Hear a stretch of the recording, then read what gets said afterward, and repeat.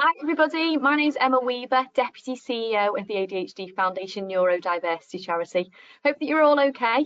It'll be me today that's presenting on our topic, where we're going to focus on ADHD and strategies to support what we refer to as dysregulated behaviour. Now, I'm from the ADHD Foundation Neurodiversity Charity. We are a national charity supporting people to develop their knowledge and understanding of neurodiversity. If you'd like to learn a little bit more about our charity and what we do, and to gain some additional support on developing your knowledge around neurodevelopmental conditions, then please feel free to visit our website. It's www.adhdfoundation.org.uk. We're also on Facebook and Twitter, so please feel free to follow us there. But I'm really looking forward to this webinar. We've teamed up with the Witherslack group, and during the webinar, we're going to explore a range of different things. We're going to start by looking at what we call emotional reactivity. So I'm just going to talk you through a little bit around ADHD, some of the characteristics of ADHD, and maybe some of the reasons why for our children and young people we might see elevated levels of emotional dysregulation. It's often quite common. And it's often a theme that runs through an ADHD diagnosis. But I'm going to explain a little bit some of the reasons why. We're going to look a little bit around the brain and what's happening in the brain of a person with ADHD.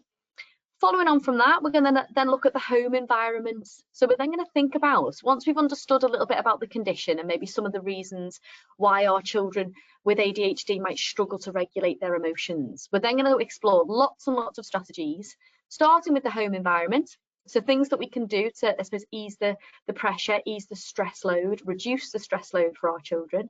And then we're going to explore lots of strategies of ways that we can promote emotional self-regulation.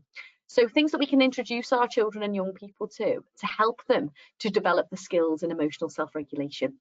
A big thing for me, and I work with lots of children and young people, I work in lots of schools, and we work with lots of families. And one of the things that we often find is, I suppose, a key theme is the need for our children and young people to understand themselves, recognise their big feelings, but then also know what to do with them. Often we can become really overwhelmed by our feelings, and they get to a point where it becomes a lot to make sense of or navigate. So actually what we need to do as parents is be armed with strategies and ways that we can kind of help our children to manage some of that. So hopefully today's webinar will give you some of that information. So let's get started. So what is ADHD? ADHD comes under the umbrella of a neurodevelopmental condition. Now there's lots of neurodevelopmental conditions. We've got ADHD, autistic spectrum condition, dyslexia, dyspraxia, dyscalculia, tics and Tourette's. There's lots and lots of them. Now, neurodevelopmental conditions are brain-based, and I'm going to talk to you a little bit about what that means, particularly with a focus on ADHD. Now, ADHD stands for Attention Deficit Hyperactivity Disorder, and we're often saying here at the ADHD Foundation that unfortunately the title ADHD, Attention Deficit Hyperactivity Disorder, actually doesn't really lend itself very well to what ADHD really is. Usually when we think about ADHD, we often think about the hyperactive element of it. We often think about boys. So a lot of the time we kind of think about ADHD and we think about the male presentation of ADHD. And actually what we know is that females are just as likely to have ADHD. It just often looks different. So this is where the title can become a little bit confusing. We've also got a few negatives in there. The title unfortunately has the word deficit, which would suggest that you are kind of lacking in something. It's absolutely not the case when it comes to ADHD. Children with ADHD do have the ability to pay attention. They do have the ability to regulate their emotions. They just need lots of support to do with it, to be able to do that. So we often prefer to refer to the terminology of dysregulation. So a child with ADHD might have a dysregulated attentional control kind of system, or they might have a dysregulated emotional reactivity system, which means that sometimes they're able to, and other times they might have differences or difficulties with that. If we see it from a dysregulation perspective, it's about supporting regulation, helping them to regulate in order to be able to manage some of those traits that are associated with their condition. We've then also got another negative word in ADHD, which is that final word of disorder. Disorder is often a very negative term. It suggests that there's something wrong. When it comes to ADHD, what we need to do is we need to flip that kind of negative stigma on its head. It's not that there's something wrong. We would prefer to refer to the term as condition rather than disordered, because actually for lots and lots of people with ADHD, the traits of their ADHD has meant that they can be incredibly successful. We know that 40% of entrepreneurs have been recognised as having a neurodevelopmental condition. And often the likes of impulsivity or risk-taking behaviour. If you take a risk, and actually for people in business, taking risks can lead to some great opportunities. So what we're trying to do at the ADHD Foundation, along with other kind of charities and other organisations that are celebrating what we refer to as neurodiversity, is we're trying to flip that stigma on its head. We're trying to support children and young people to understand ADHD shouldn't get in their way. There are traits of ADHD that make things difficult at times for people, but actually there's lots that we can do with our ADHD in order to thrive and in order to be successful. So we're hoping at some point the title of ADHD changes. Now we're suggesting attention dysregulation hyperactivity condition, but if I'm honest, I think that title's going to change completely. And I think over the next 10 years, even 5 years, I think the title will be something different, and it will better reflect the nature of neurodevelopmental conditions. Because what we also know, and what the research tells us, is that often neurodevelopmental conditions, they very rarely travel on their own. We refer to a term that we call co-occurrence, and co-occurrence is where one neurodevelopmental condition will often sit alongside another neurodevelopmental condition or another few. So we often see co-occurring ADHD and autism diagnosis. The statistics tells us that 40% of children with ADHD are likely to have dyslexia. We also see a high prevalence of the likes of ADHD and tics and Tourette's. So actually what we need to be seeing neurodevelopmental conditions as are more as a profile of neurodiversity, because for lots of our children, they're not just sitting with ADHD. There's often other underlying traits of other conditions that might have been identified, but actually there's a chance that they potentially haven't been identified and might not necessarily be identified in the future. So if we can see kind of through the lens of a neurodiverse profile, it then helps us to understand some of the presenting behaviours that we might see. Now, there are different traits or characteristics of ADHD. First being hyperactivity. And hyperactivity is often what referred to as a child who is constantly on the go, full of energy, full of life, doesn't stop moving. Often, sometimes you might hear the term driven by a motor or on the go quite frequently. Hyperactivity leads to children struggling to sit still for long periods of time. Now, when you have hyperactivity, it often means that you become potentially a little bit fidgety, or that you're kind of moving quite a lot. And we often see that in ADHD.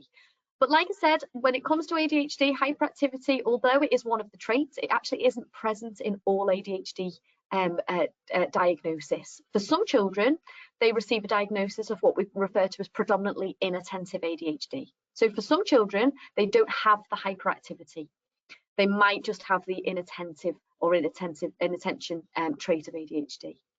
You've then got the second trait, which we refer to as impulsivity.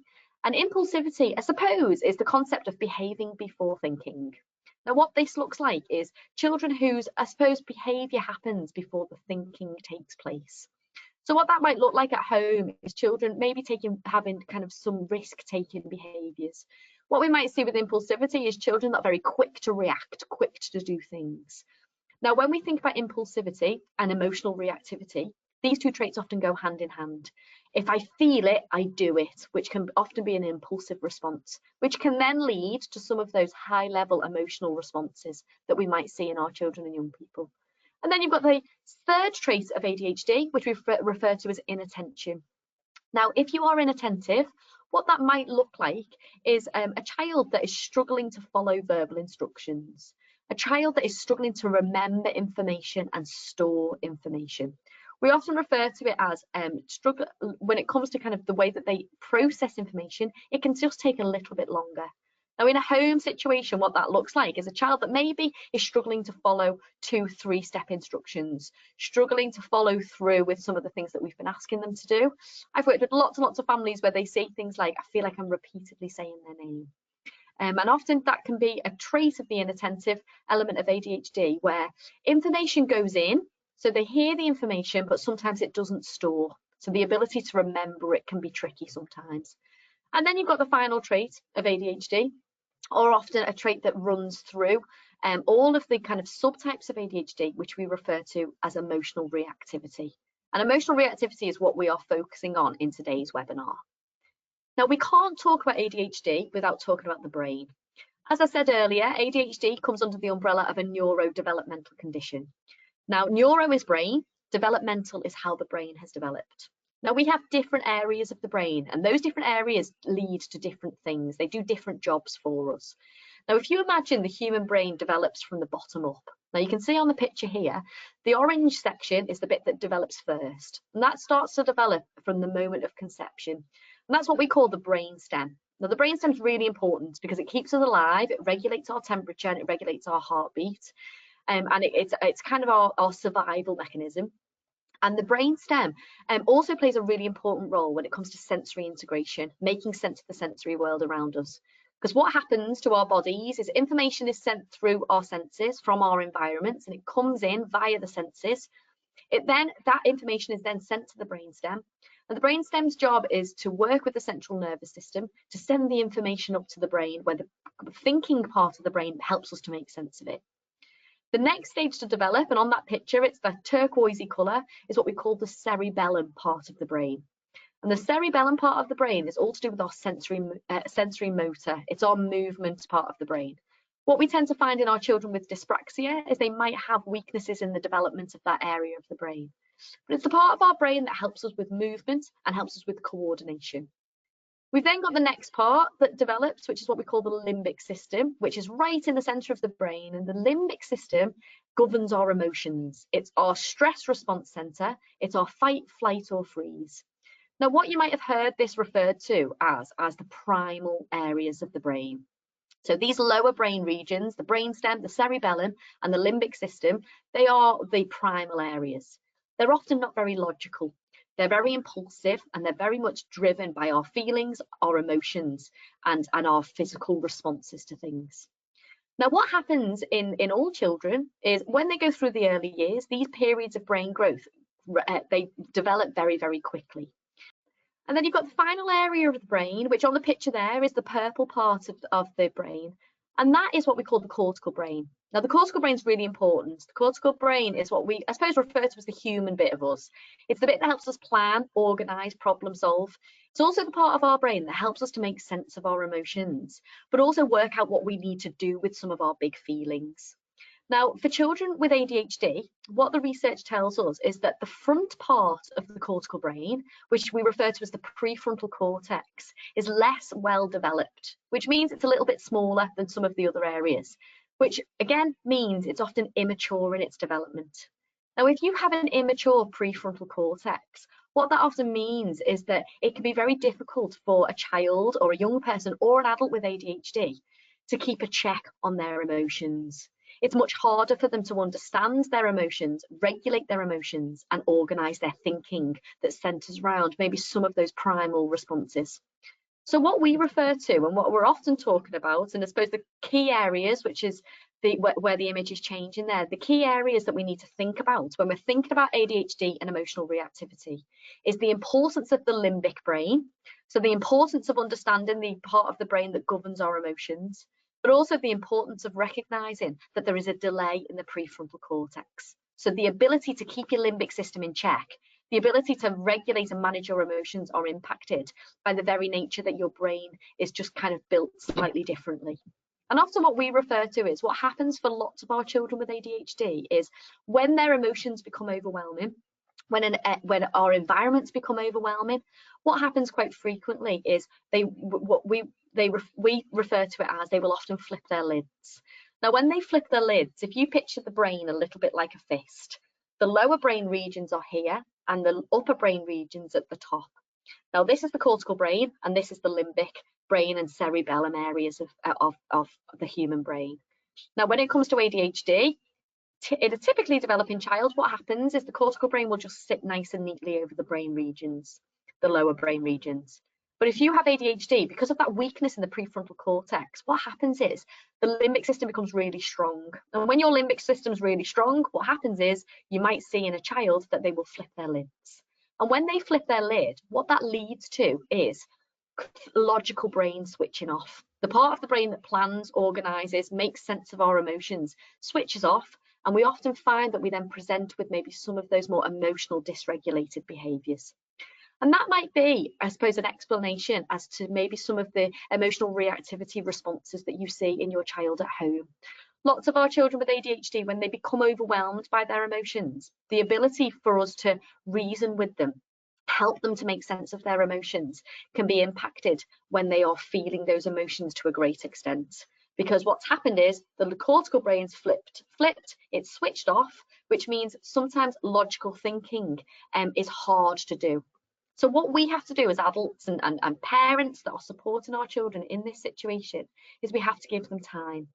Because over time, what happens with space, with time to relax, with time to kind of allow the limbic system to calm down, the cortical brain will start to come back over. Now, when the cortical brain comes back over, the lid is back down. What that then leads to as a child is much more able to understand what's happening, make sense of those emotions, reflect on what happened, and then be able to kind of manage the behaviours accordingly. Now, what we also know is in the prefrontal cortex, and when we think back to the brain, that's the area that's a little bit smaller, less well developed in a child with ADHD. We have something called our executive functions. Now, our executive functions, there are 8 of them, and they help us with everything that we do in life. They help us with learning, they help us with interaction, they help us when we go to the supermarket, when we go to a friend's house. And our executive functions help us to basically plan, regulate our emotions, keep our emotions in check, think flexibly when information's changed, remember key bits of information, but also to initiate tasks and organise ourselves based on the goal that we are aiming for. Now, for children with ADHD, they potentially have a difference or a weakness in their executive functions. Now, when you have a weakness in your executive functions, what that might lead to is a difficulty with planning, organising, problem solving, understanding what you need to do when situations become tricky or when expectations become really high. And that can then lead to an emotional reactivity. That can then lead to becoming distressed, because actually the difficulty with organisation means that you can become overwhelmed when you need to do a task that requires remembering something, when it comes to organising something, planning or prioritising something. But what we also know with ADHD, and it's common in neurodevelopmental conditions, that alongside some challenges with our executive functions, we also know that lots of our children are sitting with what we refer to as sensory integration differences as well. And again, that comes back to the brain. When it comes to neurodevelopmental conditions, often our sensory worlds can become a little bit overwhelming. So we have 8 senses: sight, sound, taste, touch and smell. We also have proprioception, which is our body's sat-nav system, which is to do with our coordination. We have our vestibular sense, which is the sense of our movement. It's our balance. If you picture that a little bit like the spirit level, helps us to work out whether we're going forwards, backwards, side to side, or whether we're upside down. And then we've got the sense of our internal world, which we refer to as interoception. And interoception is understanding when we're hungry, when we need to go to the toilet. But interoception is one of the senses that plays a really key role in our emotions, because interoception helps us to know how we're feeling. So when you get butterflies in your stomach, or when your heart starts to race because you're getting a little bit nervous, that's your body telling you how you feel. Now, for children with ADHD who maybe are experiencing sensory integration differences, they don't always experience their senses in the same way as another child might do. What you might find is that your child maybe is oversensitive to one of the emotions, 3 of the emotions, or all of the emotions. Now, if you are overly sensitive to interoception, what that leads to is you having a heightened sense of your internal communications. So when you're nervous and your tummy does somersaults, if you're very sensitive to that feeling, you might be a child that's constantly talking about the fact that they might be feeling a little bit sick, or that their heart's pounding. I worked with a young child who used to say their lungs get really, really big. So we have a hypersensitivity to our sensory system, but also some children that we meet might have an under-responsive sensory system, which means that they don't always get the feedback from that sense. Now, if you don't get the feedback from that sense, it can be hard to read. So if you have an under-responsive interoceptive sense, it might be that you find it really, really difficult to understand your emotional, physical responses.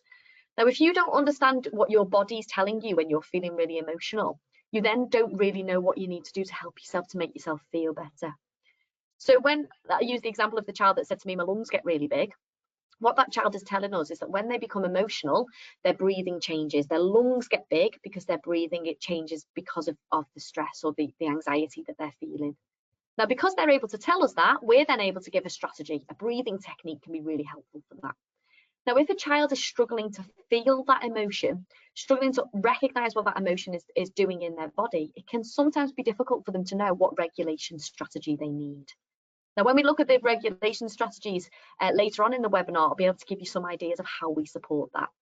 But what we need to be mindful of is that for some children, if they have sensory integration difficulties or differences, what that leads to is our environments become really overwhelming. Now, when our environments become overwhelming, that can lead to us becoming really uncomfortable, feeling really distressed, which can then lead to dysregulated behaviours. So this is where we need to be mindful of the sensory system. Can mean that actually if we are experience what you might have heard the term we often refer to is sensory overload. And sensory overload is an experience that when your information is coming in from the environment around you and your brain can't make sense of it, you become a little bit overwhelmed by it. So what we need to do is we need to be able to offer some supports for that. And we often refer to reactive versus proactive. Often when it comes to behaviour, what we tend to do is we tend to react when a behaviour takes place. So when a child becomes emotionally distressed, we might respond to that. Or when a child maybe becomes very physical when they're feeling overwhelmed by their emotions. Our natural reaction is to react in the moment to the situation. Now, at the time, that can be helpful, but remember back to the situation that we spoke about with the brain, where actually often because they flip their lid, when we react, sometimes their ability to understand what they need to do or their ability to interpret the instruction or interpret the information that's coming from us as parents can be impacted by the fact that the logical brain is switched off. So actually what we have to do with children with ADHD, and what's often really helpful, is what we need to do is we need to take a proactive response to emotional dysregulation. And a proactive approach is where we have consistently applied strategies that we do every single day, and those consistently applied strategies help to keep the lower brain regions in check. So these might be strategies where we have regular opportunities for relaxation throughout the day, opportunities to go into an environment that's a little bit quieter in order to desensitize from the sensory information that's coming in. Other proactive strategies within the home are things like support for executive functions, helping our children to understand, plan, organise, externalise information, use visual timetables, now and next boards. All of that can help to reduce the stress load.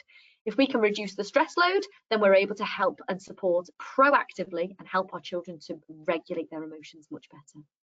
A starting point for that, a proactive strategy when it comes to ADHD, is promoting self-awareness.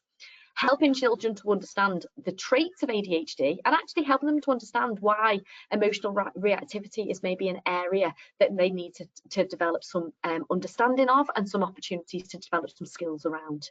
Now, I just wanted to introduce you to some books that might help you to help your child understand their diagnosis of ADHD. You can find these on our website. They're in the resources section of the website.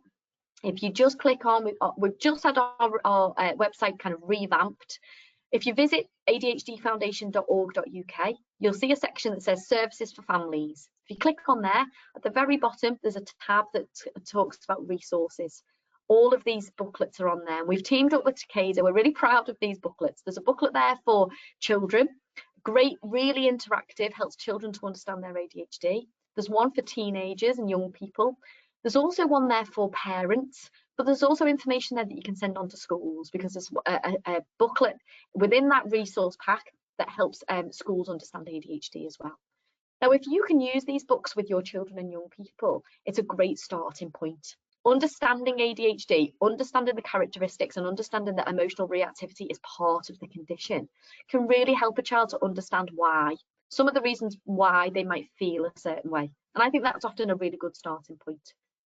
And then what we can do within the home environment is just some simple 3 steps to support an emotional reactivity. Think sensory. Always think what's happening within the sensory environment that might be causing some overwhelm. We talk about reducing peripheral distractors, creating a self-regulation space at home, a space that your child can go to when the world becomes a little bit overwhelming, information's become overwhelming. I tend to find, and a lot of the families that we work with often talk about specific times in the day where their child needs a self-regulation space to go to. A proactive strategy is having a self-regulation space that's available at those key moments where we might see an increase in reactivity. So things like the transition from school to home. I tend to find lots of families will explain that their child's behaviour might become dysregulated when they've got to make that transition from the school environment into the home environment. So having a safe space, a space that they can go to, and this might be a space in a bedroom, it might be a space in a kitchen area. I've got one family that I've worked with, and they've got a teenager who goes into a space that's just under the stairs. They've put some cozy fleecy blankets and some cozy cushions in there. There's an iPad in there and like twinkly lights. And it's just a space that teenager goes to in order to desensitize from the day. And that can be really helpful when our children have been at school all day. The day's been, there's been a lot of expectations on them socially, emotionally, and academically as well. Sometimes just having a home environment or a space within the home environment that they can go to kind of wind down can be really helpful. But also in our home environments, we can support executive functions. So remember, because of that difference or that weakness in executive functions, for some of our children, planning, organising and prioritising can be really hard to do. We have a saying at the ADHD Foundation, and we say we need to externalise what's not happening internally. And this is where the use of visual timetables can be really helpful. Showing images, having pictures in a timetable that the child can refer to in order to understand the routine of the day. Classic visual timetable, a classic time that can be really helpful to have a visual timetable is the morning routine. Visual timetable of a morning routine might be pictures of brushing our teeth, getting dressed, having our breakfast and leaving for school. Another really useful time to have a visual timetable might be the evening routine, especially if you've got to incorporate homework in there. Actually having a visual timetable which demonstrates we're going to have our tea, we're going to then spend a little bit of time doing our homework. After that, you can have a little bit of iPad time or a bit of time to do something that you enjoy. Remember, ADHD is very reward driven, so they're very motivated by things that excite them and that they look forward to. Then you might have a picture of brushing your teeth, bath, bed. All of those visual images really help children to understand the routine. It helps and supports their executive functions, and in turn what that leads to is a reduction in emotional stress or emotional distress based on not understanding the expectations or what's happening in our environments. So that's where the home environment's really important. Now we're going to explore some strategies to promote self-regulation. Now, these strategies we talk about a lot, and if you've attended any of my training, you'll have certainly seen some of these strategies, but hopefully they're helpful to you. Now, what you might find is some of the strategies that you look at, you think, oh, that won't work with my child right now. Take note of them anyway, because actually what we tend to find with ADHD is we need to refresh our strategies all the time. You have to have lots of strategies in your bag to pull different ones out at different times based on the situation, age of the child, and also what's happening for them at that time in life. So just maybe make notes of the different strategies that we talk about, because it might be that they don't feel appropriate at the moment, but actually it could be that they become appropriate in a couple of weeks' time. So in order to promote self-regulation, what we need to do is we need to give our children opportunities to talk about their emotions, express them. Now, for some children with ADHD, they can tell you, and they'll tell you verbally, or they'll show you physically, and they might show you that in their behavioural responses to things. But I work with lots of children, particularly our children with co-occurring autistic spectrum conditions, where actually sometimes telling you how they feel can be really difficult. So providing opportunities for them to do it indirectly can be really helpful. This is one strategy I love. I've used this a lot in my therapeutic work with children and young people with ADHD. And this is what we call the blob tree people. Now, there's a website that you can have a little look at. It's called blobtree.com. And this is just great. I love it because, as you can see on the picture, there are lots of different blobs, and each blob person represents a different emotion. Now, I work with some families where they'll print a picture of this off, they'll laminate it, and they'll have it in a space within the home. It might be in the kitchen, it might be on the door as the child comes in, it might be in the young person's bedroom. Now, what you can use this, you have direct conversations where you ask a question, which blob represents you at the moment, or how are you feeling, which blob are you right now? And it might be that provokes a discussion. Oh, I'm feeling like blob 21, just coming from school, I've had a fallout with my friends and I'm feeling a little bit frustrated with life. Or blob 14, I feel like I've just been thrown out of a tree because I've had a bit of a tricky day. Or actually I'm feeling blob 10, I'm quite content, I'm in the middle of the tree and I'm happy. Now that could be a verbal way of using this. A non-verbal way of using the blob tree imagery is to laminate the piece of paper and just ask your child to colour in.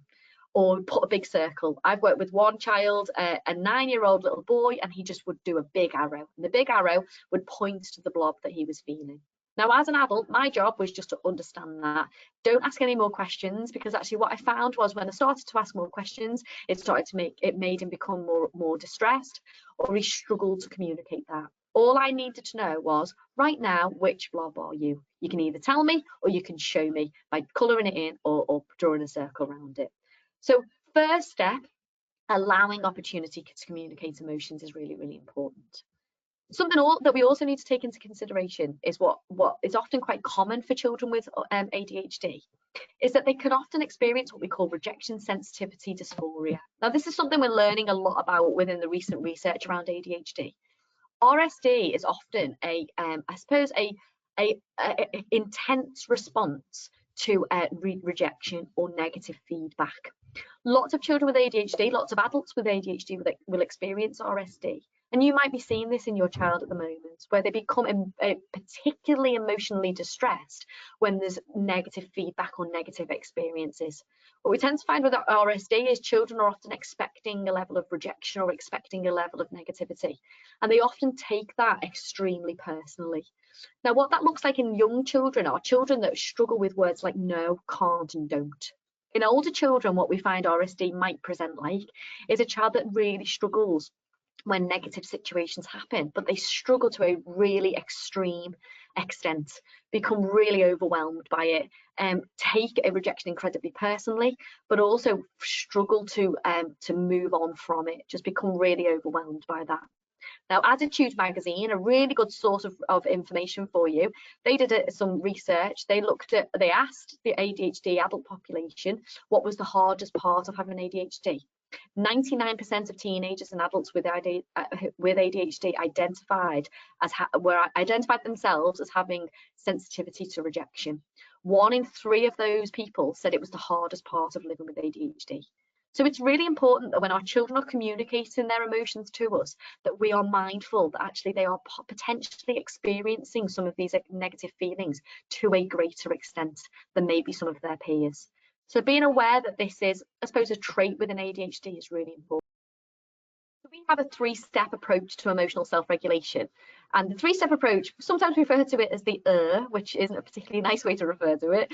But it's the 3 steps is understanding, recognizing, and regulating our emotions. Now, as I said, it is 3 steps, and you have to go through each step before you can get to independent self-regulation. I've worked with lots and lots of teenagers who at step 1, they might use terms such as anxious or nervous or frustrated or worried. But actually, when we dive deeper, we try to develop an understanding of where their level of understanding of that emotion is. Often they use the words, but they don't always associate the understanding to it. So first step in this approach is children have got to understand the emotional language, or language that centers around our emotions. Now, when we've got that understanding in place, we can then move to step 2. And step 2 is where we need to support our children to recognize how those feelings make them feel physically within their bodies. Now, when you recognize what your body's doing, you can then understand what tool you need to help you. So if you recognize that when you're feeling angry, you feel it all in your feet, your physical response happens, and it's a physical response and it comes out of your feet. A regulation strategy would be to do something with your feet to get rid of what we call the fuzzy feelings or some of those overwhelming feelings. But as I said, you've got to go through each stage in order to get to independent self-regulation. So I'm just going to break that down for us. And I'm going to start by thinking about stage 1. So step 1 is helping children to understand the emotional language. Now, whenever I talk about emotional language, I always use this slide. It comes from Acorn Counselling, and I actually really like it because it helps us to understand that actually emotional language is really complex. What one child might use to describe happy, another child might use a completely different word. And when you think about all the different systems that our children are part of in school, they might be using one language for one emotion. When they come home, you might use one word to describe an emotion, and then they might go to a friend's house and a friend's mum uses a different word to describe an emotion. Classic example is the term worried. Worried is one word, but I've also heard children use words like anxious or nervous to describe the same feeling. I've also heard words like, and you can see on the picture there, you've got things like scared. There's lots of different words that often describe the same emotion. So as you can see on the picture there, you've got the word scared. Some people might use the word helpless. Other people might use words such as overwhelmed. And then you can see the likes of the word sad. We might have other words to describe sad might be lonely or bored. Other words to describe sad might be isolated and sleepy. So one of the challenges with understanding emotions is that we have lots and lots of different words to describe emotions. So what we need to do is we need to secure the first 4 emotions. And I always call them the kind of the foundations of our emotions, which is happy, sad, worried, and angry. Now, if you're a parent watching this webinar and you're a parent of a small child, I would say they're the 4 emotions that you focus on. If you're a parent of a teenager, what you might want to think about is how we use those 4 core emotions, but we might want to add some language to it. So things like the word angry, you might want to also use the word frustrated, and you might want to introduce that concept to your child. You might want to use the word happy, but you might also want to use other words to describe happy. You might use cheerful, you might use hopeful, you might use excited. It's up to you. But what's important is that across family, so if your children go to aunties or uncles or friends or some of those systems that your children are in, if you can have a shared language, that can be a really good starting point. Because once we've got that shared language, what we then do is we then start with step 1 of this approach. And what we do at step 1 is we just indulge children in emotional words. We label emotions when we see them. So what we can do is when our children are feeling emotion, we might use a sentence such as, I think you're feeling anxious for an older child. But if it's a younger child, just label those 4 core emotions. I think you're feeling happy. I think you're feeling sad. I think you're feeling worried. I think you're feeling angry. Now, when we label those emotions, what we're doing is we're giving them the word and the moment that they're feeling it. Now, I worked with a mum a number of years ago, and she used to say to me that when her little girl was frustrated, she would often say to her, come on, darling, you need to calm down for me. Now, I asked this mum, when she is calm, do you label calm? And mum, rightly so, was like, well, no, why would I do that? Because she's calm. But actually, what that leads to is a child not understanding what calm feels like. Because if it hasn't been pointed out, if the word hasn't been given at the time that I'm feeling it, it's really, really difficult to kind of come back to it and know where your body needs to be in order to feel calm again. So labeling emotions is really, really helpful. I think that you're feeling. Also label the emotions of the family members around you as well. So when nan walks in, when neighbour walks in, when child goes to school and you drop them off, just label emotions of people around them. Because what happens is when that emotional language is in our home environments, children start to pick up on them. We can also further explore emotions. We can do it through books, films, social media. We use things like Pixar mini movies, get them on YouTube. You just play a little mini movie and you say to your child, what do you think this character's feeling? What do you think is going to happen next? What do you think this second character is going to do? And how do you think they're feeling? Social media can be quite helpful. If you've got teenagers watching TikToks and things like that, actually asking when they're watching a TikTok, watch it together. How do you think this person's feeling in this situation? Music can be a really lovely way to explore emotions as well. Now you can Google mood music. It might be that you use like the latest like George Ezra song. Green Green Grass seems to be one in my family that all of the children in my family seem to love that. And when we play Green Green Grass, it evokes a happy emotion. So we then label that. How does this song make you feel? You might choose a different artist who maybe isn't as joyful in their music, and then label that. How does this music make you feel? Also, show emotions yourself. You know, we need to own our emotions. Normalizing emotions is really important. A big thing for me, particularly with ADHD, is we need to normalize angry. Angry is okay. We all feel anger. And actually, if a child knows that you feel angry as an adult and you label it when you're feeling it, then that helps them to understand that anger is a feeling that we all have. It's what we do with anger is what makes it right or wrong. So showing emotions yourself, labeling your own emotions is going to be really, really helpful. But also real life images, showing real life facial expressions related to our emotions, talking about that, getting pictures on iPads if you can, or on phones. Real life facial expressions can be really helpful. Because for lots of our children with neurodevelopmental conditions, they sometimes, not for all children, but some of our children can find it really difficult to interpret facial expressions. It's what we call face blindedness. So it's the ability to understand what somebody's face is saying in order for us to understand their emotions. So using real life facial expressions will be really helpful. Now, once you've done step one, and it might take you a few weeks to embed that. So step one is just the words, the language all the time. We then move on to step two. And step two is where we now point out how our bodies are responding to our emotions. Step two is the recognizing emotions. So what we now do is we kind of up level, we kind of go a bit larger with our emotion coaching statements, and we label the emotions, but we also label the physical response too. So we now might say to our children, I think you're feeling because. So I think you're feeling happy because you've got a big smile on your face. I think you're feeling sad because you're crying. For our older children, if you're using a broader kind of language vocabulary, you might say, I think you're feeling anxious because you're biting your bottom lip. Now, obviously, every child's physical response will be different, and you know your child best. So it's about observing those behaviours, recognising those behaviours, and then labelling it for them. Because what we're now doing is we're giving them the language, and we're now pointing out what's happening in their bodies. You can also help them to think more in depth about what their body is doing by visualising physical feelings. Lovely activity that I've worked with one family to do. Child lay down on the floor outside. This was a 9-year-old little girl. But we got those chunky chalks, drew around her body. She stood back up, and then we had a conversation. When you're feeling angry, whereabouts in your body do you feel it? When you're feeling sad, and she drew on the body outline that was on the floor. You can do this with teenagers. It's just about making it more age relevant. It might be that they do it for themselves. It might be that you print off a picture of a body outline and you just say to them, I just want you to show me on that picture, where do you feel, where in your body do you feel happy? Where in your body do you feel angry?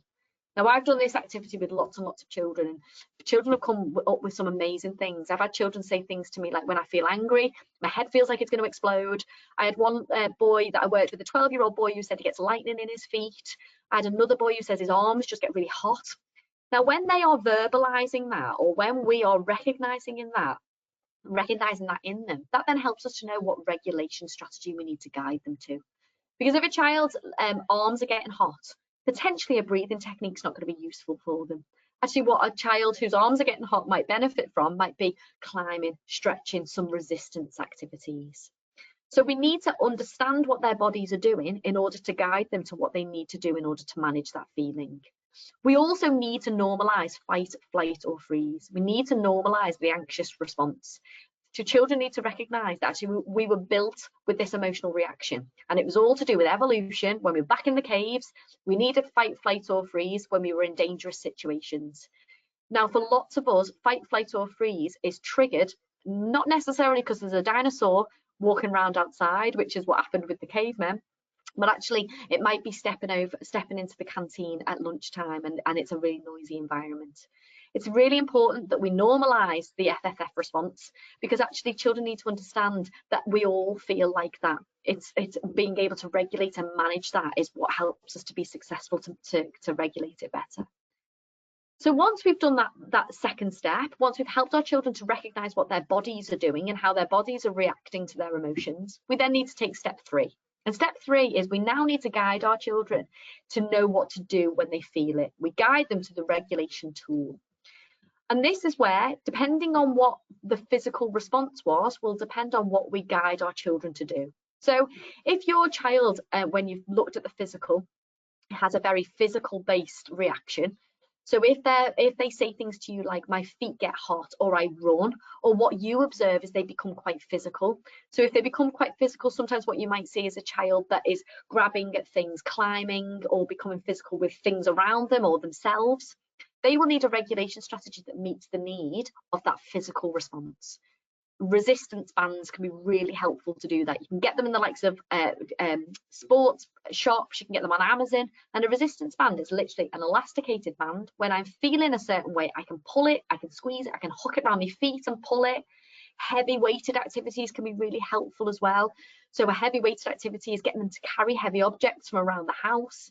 If they're physical, I've worked with children who say, like, I get lightning in my feet, or I feel the need to run. Getting them outside on trampolines, getting them using monkey bars, anything that's going to meet that physical need will help them to regulate that physical reaction.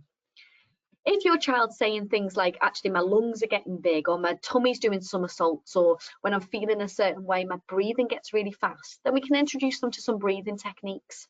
Now, you can do breathing techniques using apps. YouTube have got some great ones. If you just type in breathing exercises for children and young people, the Calm app is another lovely one. Headspace for kids. If you've got young children, things like Go Noodle, which has lots of relaxation activities on there. That can be a great proactive strategy to promote some self-regulation strategies. But also having, like we said, those quiet spaces to desensitize. Because what we do at step 3 is we then, I suppose, add on to our emotion coaching statements. So now what we do is we might say to our child, I think that you're feeling worried because you're biting your bottom lip. Let's go and use a resistance band to manage that. Or let's go and use a chew toy to chew on that because you're chewing on your bottom lip and it's hurting. Or having a tool for when you're happy. I think that you're happy because you've got a big smile on your face. Should we go and get a quick drink to keep us happy? Or I think that you're feeling angry because you're stomping your feet. Shall we go and use our resistance bands at the end of our feet? Shall we go and use the monkey bars outside? Do you want to go to the quiet space to relax a little bit? So I suppose with this strategy, what we're doing is we're giving them the word. So step 1, understanding the language. We're giving them the feeling, which is step 2, helping them to recognize how their body responds to their emotions. And then finally, we're giving them the regulation strategy. Now, when we use this approach, we need to make sure that we label all the emotions. So don't just focus on the emotions that have a physical response that is a large one. Make sure that you're labeling happy when you see it. If you want to label terms like calm, that can also be really helpful. So label those emotions as well as labeling the worried, the angry, the kind of anxious emotions. Because actually what children need to recognize is that we have a broad spectrum of emotions, and each emotion will evoke a different physical response. And what we do with that physical response will be different depending on the emotion that we're feeling. Now, lots of children that we work with, they might often become overwhelmed by their thinking. There's a term that you might have heard before, or you might be seeing this in your children and young people, where they experience what we call catastrophic thinking. Catastrophic thinking is when they become quite overwhelmed by some of their emotions, which leads to fast-paced thinking, which then leads to an over worry, or worrying significantly and struggling to switch off from that worry. Now, this is a really lovely strategy that can help with that. We call this challenge thinking. It's a CBT-based approach. I use this a lot with young people in particular. Now, what we say to young people is we say, picture 3 people in exactly the same situation. Now, in this example, it's 3 people at a bus stop. And the same thing is happening to all 3 people. In this situation, the bus is late, so the bus hasn't turned up for these 3 people. But each person responds differently. So person 1, that person's response to the bus not turning up is that they're starting to panic. I'm going to lose my job. They're feeling really anxious and worried and stressed. And because of that, their behaviour changes. They start sweating, they're panicking, they're texting the boss. But even with all of that behaviour, even with those feelings, even with those thoughts, the consequence is the bus is still going to be late. Person 2 responds differently to person 1. Person 2 is the angry person. This person's thoughts are, these buses are always late. I'm fuming. I'm feeling really angry about the situation. They feel frustrated. Their behaviour changes. They're stomping, they're huffing, they're puffing, they're swearing. The consequence, even with all of that, is that the bus is still going to be late. Person 3, and person 3 is often the person that we all want to be. I'm certainly not person 3. I have to work really hard to be person 3. But person 3's thoughts are, in exactly the same situation as person 1 and 2, is that there's nothing I can do about it. That leads to a feeling of being calm. That leads to a behaviour that's relaxed. And the consequence is still the same. The bus is still going to be late. Now, I really like this strategy because what I love about this one is it helps people to think, or children and young people to think about, what person am I being right now? And what do I need to be person 3? So I've worked with young people where they've come up to me and they've said, Emma, I was person 2 before, I got really, really angry. And then I'd explore it with them. Okay, so you're person 2, you felt really angry. What would have been helpful? Or what did you need to be person 3 in that situation? And that's when we then come back to exploring regulation strategies. So when you're person 2, when you're feeling angry, you're feeling it in your body's getting hot.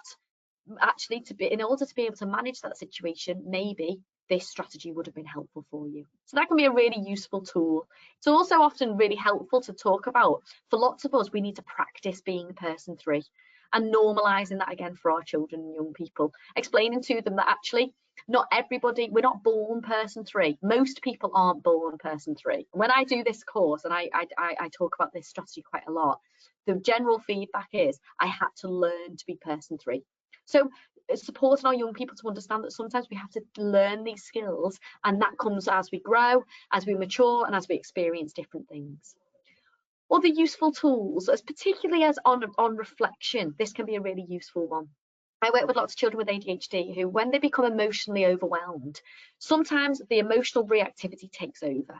And it's not until after the situation, when they flip their lid and the lid starts to come back down, that they can then reflect on what happened. And this can be a really lovely way of helping them to reflect.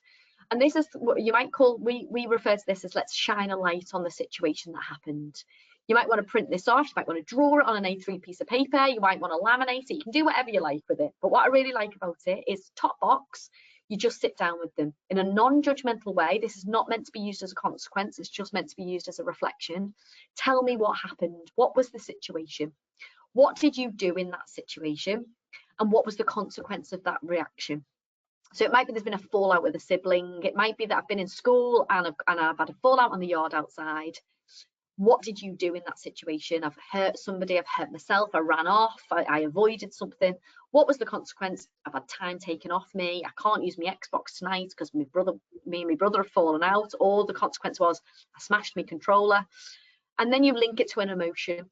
So at each point, how did you feel? So the consequence is you now haven't got an Xbox controller. How does that make you feel? Sad, angry, frustrated. Again, you indulge in that language. You then reflect on it. So you then go and you flip it on its head and you turn it upside down and you say, okay, if that situation was to happen again, what could you have do differently next time? And you write it down. Remember, executive functions is a difficulty with thinking and planning. If we externalize it, if we write it down, it helps us to plan and prioritize and make sense of things a lot better. So what could you have done differently? Now, if you'd done it differently, what would the consequences have been? And again, link it back. How would that make you feel? If that second situation had happened, you didn't, the Xbox controller hadn't disappeared, you would have had your Xbox controller would have been in place and you would have been able to play on your Xbox. How would that make you feel? And often, fingers crossed, it's a much more positive reaction. What we also find with lots of our children, and parents will often say this to me, is when they go to reflect, the child doesn't remember what happened. The child finds it really, really difficult to piece together the emotional response, because actually in the moment when they felt the emotion, the lid switched off, so actually memory switched off, executive function switched off. So what that has led to is a child forgetting what happens. And the reason for that is, and it is a physical response, is the limbic system takes over and the logical brain switches off, which when your child says, I don't remember, actually potentially they genuinely don't. You might have heard terms like the red mist came over me, or there was a fog that came over me. That's often the language that children will say. And that's purely, they flipped their lid and the thinking brain switched off and the primal brain just took over. So this can be a really lovely strategy if that's the case. Because they don't remember the middle bit, because they don't remember the behaviour, they will always remember the moment that you're in. So we can build a picture for reflection by starting with, tell me what you're feeling now. Tell me what's happening now. Tell me what happened after the situation, because they will always be able to often remember the after bit. Then you look at what happened before it. So before the emotion took over, when the logical brain was in place, we can piece it together, because often we can remember when logical brain was in place, we can remember what happened. Now, when you've prompted the after and when you've prompted the before, what that might lead to for some children is the ability to then remember what happened during. And this can be a really lovely strategy. Get it down on a piece of paper. Again, externalize it, draw it. You might, if your child's able to read and write it down. If a child struggles with that, they might want to draw pictures. But often what we find is you're able to build a better understanding of what happened when you start with what happened immediately after, or what's happening now, what happened before the situation, and then piece together the middle section. And that can be a really, really helpful tool for our children and young people when it comes to understanding the situations. But we also need to help our children to understand what causes their stressful response? What things become overwhelming for them? What things can we help them to reduce emotional responses to? What accommodations can we make to support them? And this can be a really lovely model. Again, externalize it. It's really visual. Visuals really help people with ADHD. And what I love about this one is we can talk about different zones that we can sit in, and you can talk about your own zones. It might be that you sit down with a family member and you talk about these zones. And we all have 3 different zones. We have our comfort zone. And our comfort zone is where we coast, we're comfortable, we're happy. A child's comfort zone might be in their bedroom, playing on the iPad for hours on end. That's where they're comfortable. Now, when you're comfortable, it's a lovely place to be, but very little learning happens in that area of that zone. The next zone is what we refer to as the stretch zone. And the stretch zone, the idea with this kind of strategy is that the stretch zone is the best place to be, because our learning happens. Our anxiety might increase in the stretch zone, but this anxiety is positive anxiety, because for lots of us, anxiety can be a motivator. It makes you do something. It's a little bit like athletes. If they're a bit anxious before a race, often it enhances performance. When the adrenaline's rushing, it can enhance our performance. So a stretch zone can be a really good place to be, because we're pushing ourselves a little bit to learn, to develop, but we're not putting ourselves into what we refer to as the stress zone, which is the red zone of this picture. The stress zone is when I'm completely overwhelmed, it's too much for me, and I flipped my lid. Now, we can work with young people deciding what things fit in what zone. So is the comfort zone in your bedroom on your iPad? Is the stretch zone at home, coming down and sitting with the family? You can do it.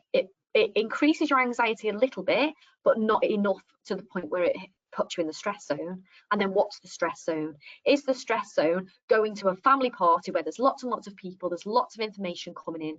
Is that where it becomes overwhelming? Now, when you think about it like that way, when you understand that with your child, when your child is able to express that, that's when then you can make accommodations. That's when we can negotiate a little bit. So that's why we might say to a child, I understand that this would put you into the stress zone. So how about we have a little bit, you can have an hour in your comfort zone so that you can manage the stress zone. And then after the stress zone, we'll come back to our comfort zone. Or you then negotiate, how long can we stay in the stretch zone for, and where can we use the comfort zone in order to kind of regulate when we're feeling a little bit overwhelmed. So that can be another lovely strategy, which can also be really helpful. You can put it down in a 5-point scale as well. So that you can use a circle visual, or you can do it this way. And this is another lovely way. On a scale of 1 to 5, how are you feeling? 1, I'm feeling comfortable. 5, I'm feeling panicked.